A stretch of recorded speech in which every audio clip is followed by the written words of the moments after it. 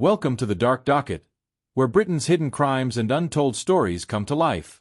Each time, we unlock chilling case files and dive into the shadows of true crime, from infamous killers to unsolved mysteries, forgotten cold cases to eerie disappearances. Every episode is carefully researched, respectfully told, and designed to uncover the truth that lingers in the dark. If you're fascinated by crime, justice, and the mysteries history tried to bury, you've found your new home. Subscribe now and step inside the Dark Docket. Houston, Texas, November 4th, 2015. A quiet night in a small roadside motel, just off Highway 59. For most people it was ordinary. Another Wednesday. Another evening of city lights flickering against dark glass.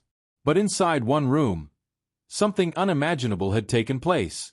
Shelbey Thornburgh was just 20 years old. Bright, kind-hearted, and deeply loved by her friends and family. That night, she was staying at the Scottish Inn's Motel on Main Street, a place she'd visited before. She texted her sister, Haley, earlier in the evening.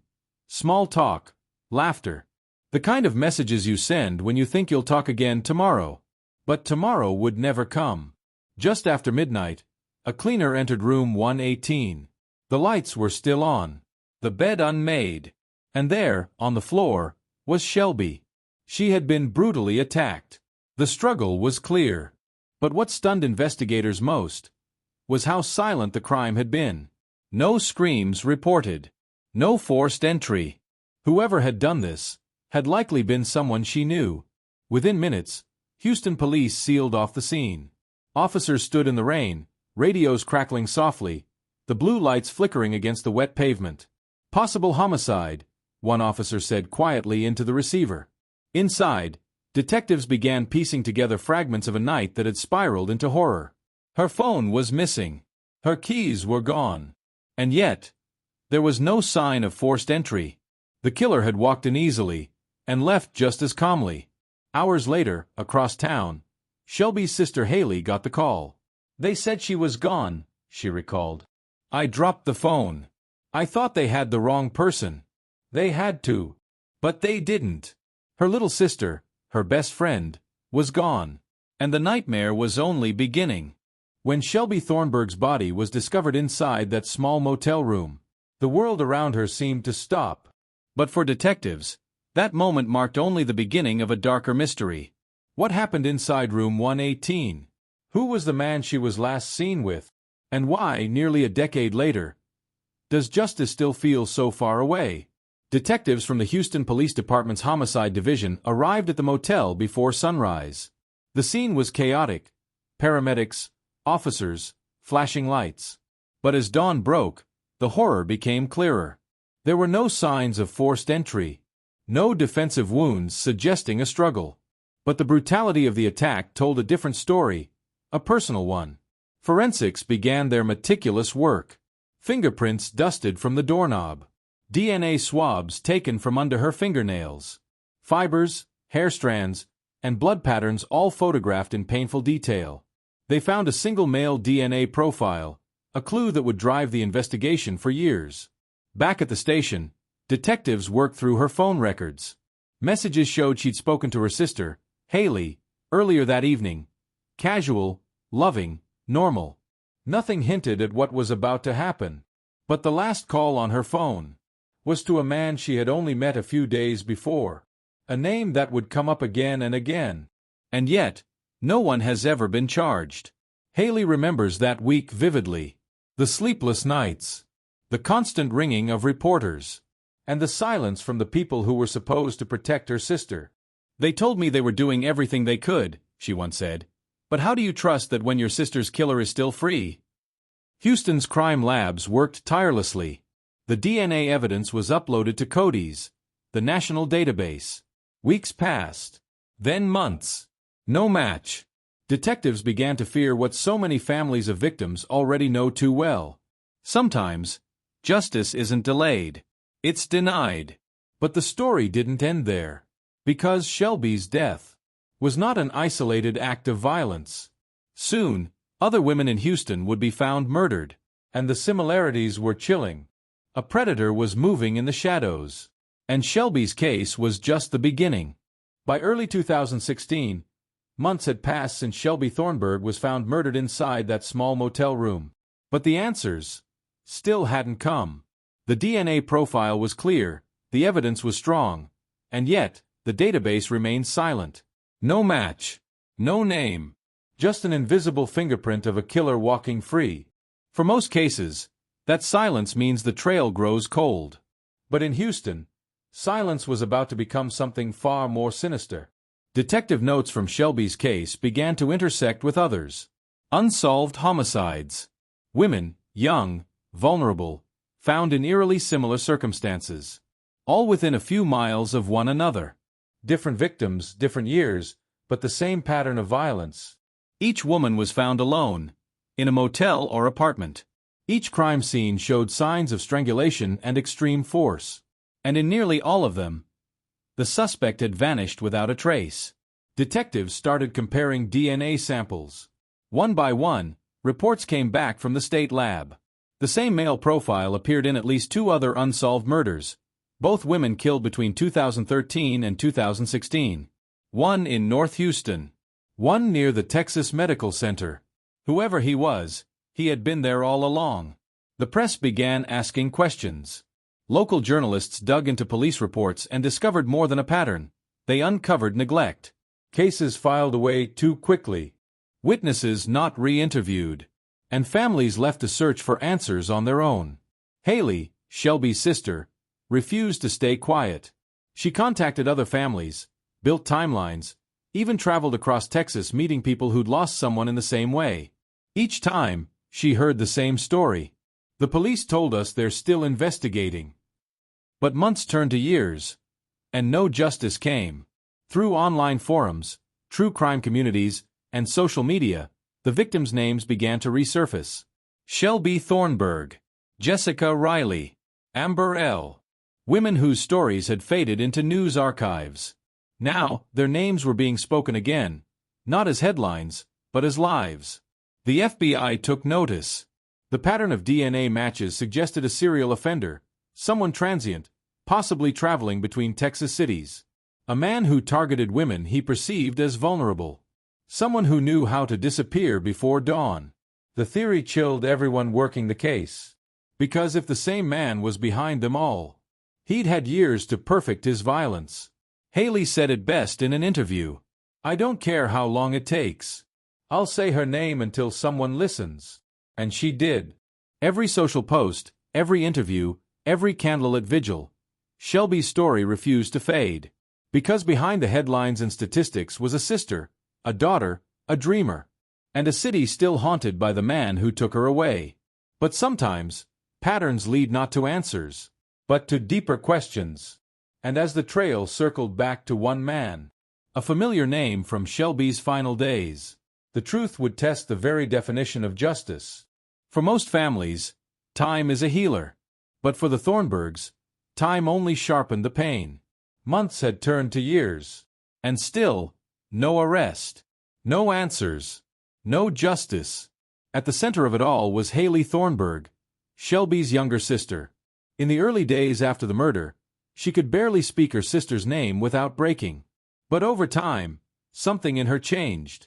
The silence around Shelbey's case, the lack of progress, became unbearable. So Haley did what the system would not. She made her voice impossible to ignore.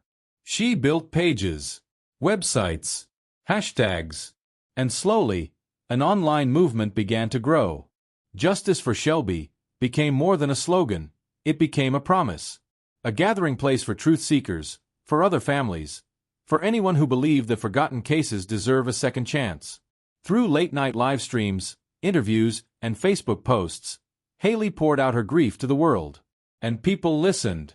She would post photos of her sister smiling, at concerts, at parties, with family, and then write, "This is who she was. She wasn't a victim. She was a person." That line echoed across social media, shared thousands of times. A reminder that behind every unsolved case, there's not just a name, there's a story cut short. Soon, local news stations began covering the movement. Reporters interviewed Haley, standing in front of the Houston Police Department headquarters, holding a photo of her sister. "I just want someone to care," she said. "Someone to look at her case and see what I see, that she mattered." Her voice shook, but her words hit hard. Detectives began revisiting the file. Old reports resurfaced. New officers joined the task force. But even as hope flickered, so did frustration. Every lead ended in the same dead end. A DNA profile without a name. Haley would call the police every week. Sometimes, no one answered. Other times, the response was just as painful as silence. "It's still an open investigation," they'd say. "We're doing what we can." But how do you move on when open feels like forgotten? Haley began traveling, from Houston to Austin, to Dallas, speaking with journalists, attending crime victim conferences, meeting other families who carry the same burden. One woman told her, "They don't listen until you scream loud enough." So Haley screamed. Not with anger, but with persistence. Every interview, every post, every vigil. She made sure Shelby's name would never be lost in the noise of unsolved cases. At night, when she couldn't sleep, Haley would scroll through old messages from her sister. Small talk, inside jokes, and the last text Shelby ever sent. "I'll call you later." That message became her mission, because later never came. And Haley was determined to make sure someone answered. By 2019, Shelby's case had gained national attention. Podcasts covered it. News outlets revisited it. And strangers, people who had never met her, began saying her name. That's what justice looks like when the courts fail. When a family refuses to let the world forget. But as the spotlight grew, so did the risk. Because when truth is close, darkness pushes back. And what Haley would soon learn was that someone had been watching her fight for answers. Every cold case begins the same way. A single file sitting on a shelf, collecting dust, waiting for someone to care enough to open it again. 4 years, Shelby's file did just that. It sat in a drawer, marked Unsolved. Its edges yellowing with time. Until one day, someone did open it. And what they found would reignite everything. Not a name. Not a full identity. But a connection to another crime scene. Another woman. Another life lost. And just like Shelby, she had been found in a hotel room. Detectives traced the DNA trail to a man, a drifter, in and out of Houston, known by multiple aliases. He had a criminal record, but nothing that screamed murderer, until they started to dig. He'd been questioned before, for violence against women, for assaults that had gone unproven. Every time he slipped through the cracks. Every time, someone chose not to follow up. When detectives finally located him, he was already in prison serving time for a lesser charge in another state. The news hit Haley like a wave. She'd always believed there was someone out there who knew what happened. Now there was a name, a face, but there was still no justice. Because despite the DNA match, prosecutors hesitated. They called it circumstantial. They said, not enough to convict. Haley sat through meetings, emails, phone calls, each ending in the same, empty promise. "We're looking into it." It's a phrase families of victims learn to hate, because it means nothing is happening. One evening, she drove to the old hotel where Shelby was last seen. The sign was broken. The windows boarded up. Time had moved on, but the pain hadn't. Standing there, she whispered her sister's name into the wind.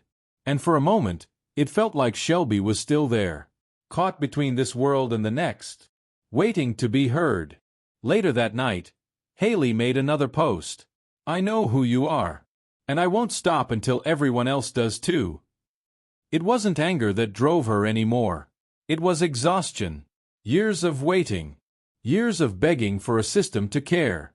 The suspect's name has never been released publicly, whether out of legal caution or bureaucratic fear.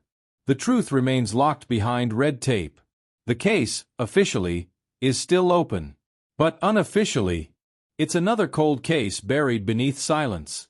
And that silence hurts louder than anything else.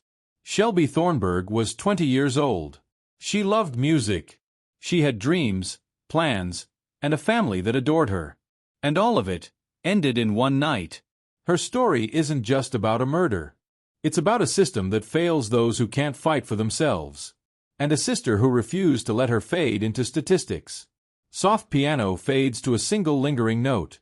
Then quiet. If you've made it this far, thank you. Because keeping Shelbey's story alive is a form of justice. Every view, every share, every word spoken, it matters. There are still so many families waiting. Still so many names without answers. But as long as we keep telling their stories, they will never truly be gone. Justice isn't always a verdict. Sometimes, it's a story remembered. For Shelbey Thornburgh, the system failed. But her sister refused to let her fade. Every post, every plea, every tear, kept Shelbey's name alive when the world stopped listening. And maybe that's what justice looks like now. Not a courtroom, but a community that refuses to forget. Because Shelbey was more than a case file. She was laughter and light. She was a daughter, a sister, a friend. And though her story ends in tragedy, it doesn't end in silence. Each time her name is spoken, each time her story is told, we bring her closer to the justice she deserves. If Shelbey's story moved you, share it. Speak her name. Because the more people who hear it, the harder it becomes to bury the truth. And for the families still waiting for answers, that truth might be all they have left. Thank you for watching the Dark Docket, where every story we tell is a voice for those who can no longer speak. Until next time, stay curious, stay kind, and never stop seeking the truth that hides in the dark. Thank you.